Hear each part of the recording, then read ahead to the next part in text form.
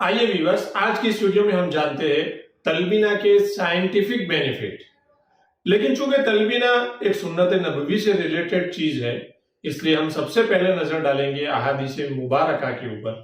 हजरत Ayesha Siddiqa रज़ियल्लाहु ताला अन्हा मैयत के सोगवारों के लिए, यानी मैयत के करीबी रिलेटिव जो लोग होते हैं जिनको सोग और गम ज्यादा होता है, तो उनके लिए तलबीना पकवाती थी और उनको तलबीना खिलाती थी और फरमाती थी, नबी करीम सल्लल्लाहु अलैहि वसल्लम ने फरमाया कि तलबीना मरीज के दिल को सुकून पहुंचाता है और गमों को दूर करता है। तो इस हदीस मुबारका से हमें पता चला कि तलबीना के दो फवाइद है, एक जिस्मानी है, एक रूहानी है। दिल को सुकून पहुंचाना और दिल को तकवीयत देना ये जिस्मानी है, और गम को दूर करना ये एक रूहानी फायदा है। ये दोनों तरीके से फायदा करता है।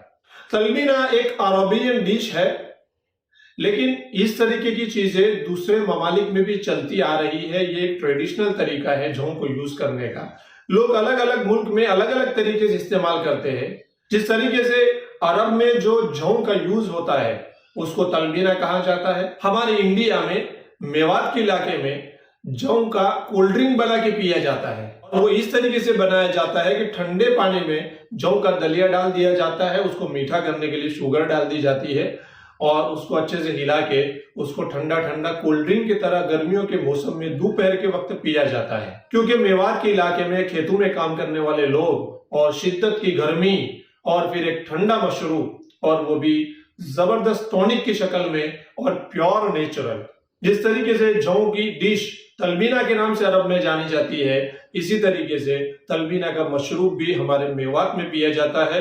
और मैं जिस इलाके से बिलोंग करता हूँ, गुजरात में, जौ के दलिए का शीरा बना के खाया जाता है। छोटे बच्चे जो अभी दूध पी रहे हैं और उनको रोटी के ऊपर लाना है, गेहूं के ऊपर लाना है, तो उनको आदत डलवाने के लिए, इनके मैदे को गेहूं के इस्तेमाल के लायक बनाने के लिए धीरे धीरे उनको थोड़ा थोड़ा शीरा खिलाया जाता है, ताकि ये एक जूद हजम गिजा भी है और दूध से रोटी की तरफ कन्वर्ट करने के लिए एक बहुत बेहतरीन जरिया है, और इसके अंदर ताकत और न्यूट्रिएंट्स और फाइबर का एक खजाना है। तो ये गुजराती डिश है। तो अलग अलग इलाके में, अलग अलग ममालिक में अलग अलग नाम से इसको जाना जाता है, लोग इसको यूज करते ही हैं। लेकिन आज हम बात करेंगे पर्टिकुलर तलबीना के ऊपर। तलबीना हमारे गट हेल्थ को सही करता है, यानी आंतों का जो निजाम इन्हिजाम है उसको दुरुस्त करता है। क्योंकि तलबीना के अंदर सोल्यूबल फाइबर होता है, जिसकी वजह से हमारे आंतों का निजाम सही होता है और कॉन्स्टिपेशन नहीं होने देता है। तो ये गट हेल्थ के लिए बहुत बेनिफिशियल चीज है। तलबीना स्ट्रेस को कम करता है, डिप्रेशन में अच्छा फायदा करता है और मूड को सही करता है। आपने हदीस में भी सुना है कि गम को दूर करता है। असल में तलबीना के अंदर एक रतूबत पाई जाती है जो कैल्शियम की शक्ल में होती है। विटामिन और न्यूट्रिएंट्स की बात हम आगे करेंगे। अभी एक इजमाली तौर पर फायदा बता देता हूं, जिसकी वजह से दिमाग को ताकत मिलती है और दिमाग अपनी प्रोसेस बेटर तरीके से कर सकता है। इस वजह से हमें डिप्रेशन में भी फायदा होता है। तलबीना बॉडी के अंदर डिटॉक्सिफिकेशन का काम करता है। तलबीना बदन के अंदर से फासिद मादों को बाहर निकालने में बहुत सक्षम चीज है और बहुत बेटर तरीके से बदन के अंदर जो फासिद मादे जमे हुए हैं तो उसको निकालने का काम करता है। तलबीना ब्लड प्रेशर को नॉर्मलाइजेशन की तरफ लाता है और हार्ट हेल्थ के लिए तलबीना बहुत मुफीद है। तलबीना के अंदर विटामिन बी और मैग्नीशियम पाया जाता है, जिसकी वजह से हार्मोन्स को नॉर्मलाइजेशन में लाने के लिए बहुत बेहतर तरीके से काम करता है। तलबीना एक क्रीमी फॉर्म में बनने वाली चीज है, इसके अंदर फाइबर ज्यादा होता है, इसी वजह से ये हमारे डाइजेस्टिव सिस्टम पे बहुत अच्छा इंपैक्ट डालता है। जिसमें पेचिस सुद्दी, यानी किसी सुद्दे के आंतों में चिपक जाने की वजह से पेचिस की शिकायत होती है, तो उसको क्योर करने में बहुत बेटर रोल निभाता है। आंतों की सोजिश को कम करता है और पेट के दर्द को सही करने में बहुत हेल्पफुल साबित होता है। और व्यूअर्स, आप जानते होंगे कि जब पेट की कोई बीमारी होती है तो डॉक्टर हमें यूं कहते हैं कि हल्की गिजा आपको खानी है। तो पहले के कदीम अतिब्बा ये जौ का दलिया और तलबीना जैसा एक मशरूब खिलाते थे, जिसको हल्की गिजा से मौसूम किया जाता था। तो व्यूअर्स, आप अपने मरीजों को भी तलबीना खिला सकते हैं। तलबीना एक अरबियन डिश है और इसके ओरिजिनल इंग्रेडिएंट्स सिर्फ 3 है, और उसमें भी तलबीना का जो असल मदार है, उसका जो मेन और एक्टिव इंग्रेडिएंट्स है वो है जौ। आर्कियोलॉजिस्ट का कहना यह है कि जौ की काश्त दुनिया के अंदर सबसे पहले शाम, मिस्र, ईरान, इराक और तुर्की में हुई थी। और फिर वो लोग जिस जगह मुंतकिल हुए, जहां गए, वहां इन्होंने इस जौ की काश्त को फैलाया। और पुराने इंडिया में जौ की काश्त का सिलसिला इलाका सिंध से शुरू हुआ और इलाका सिंध में जौ की काश्त करने वाले हड़प्पा सिविलाइजेशन, हड़प्पा कौम थी, जिनको इंडस वैली सिविलाइजेशन से भी पहचाना जाता है।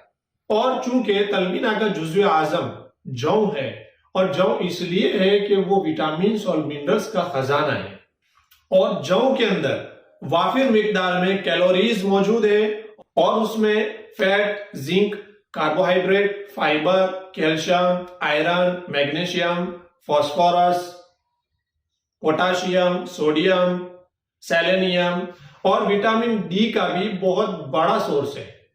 और तलबीना का दूसरा इंग्रेडिएंट्स दूध है, मिल्क है, और दूध प्रोटीन, कैल्शियम, पोटाशियम और विटामिन का बहुत बड़ा खजाना है।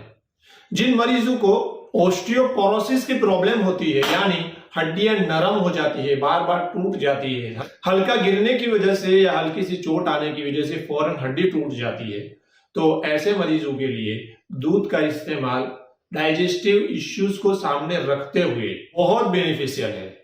लेकिन बाज लोगों को लैक्टोज की प्रॉब्लम होती है, दूध इनको हजम नहीं होता है और डायरिया की शिकायत हो जाती है, या कोई और इश्यू है, कोई और एलर्जिक प्रॉब्लम है दूध की वजह से, तो वो लोग दूध को अवॉइड करके पानी भी डाल सकते हैं, क्योंकि उसका एक्टिव इंग्रेडिएंट्स तो जौ है।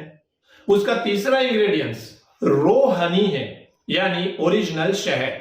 लेकिन अगर ओरिजिनल शहद आपको नहीं मिल पा रहा है तो उसके बदले में आप शुगर भी डाल सकते हैं। लेकिन आपको पता है ओरिजिनल शहद क्या चीज है? ओरिजिनल शहद में vitamin, minerals and antioxidant, anti inflammation and antibacterial chemicals का बहुत बड़ा खजाना है। और मेरा भी एक्सपीरियंस है उन दवाइयों में, जिन दवाइयों में देर हजम जड़ी बूटियां होती है, जैसे सफेद मुसली है, सालब मिस्री है, सालब पंजा है, जो देर हजम है, जल्दी से हजम नहीं होती है, उन दवाइयों का माजून अगर चाशनी से बनाया जाता है तो पेट में दर्द की शिकायत होती है, और अगर शहद से बनाते हैं तो बहुत बेहतर तरीके से वो हजम हो जाता है और बिल्कुल भी पेट में दर्द नहीं रहता है। इसका मतलब ये है कि शहद एक डाइजेशन को एक्टिव करने वाली चीज है।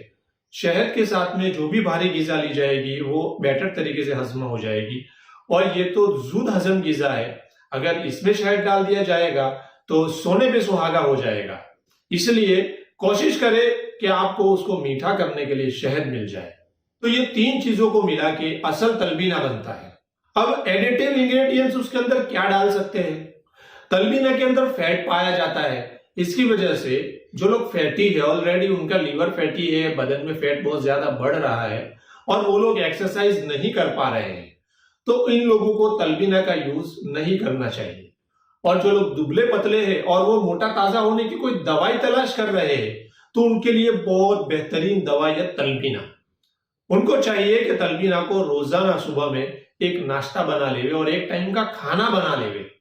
तलबीना को लोग एक मेडिसिन की तरह यूज करते हैं और मार्केट से बनाया तलबीना लाते हैं और इसको छोटी सी चम्मच और वो भी आधी डाल के इस्तेमाल करते हैं।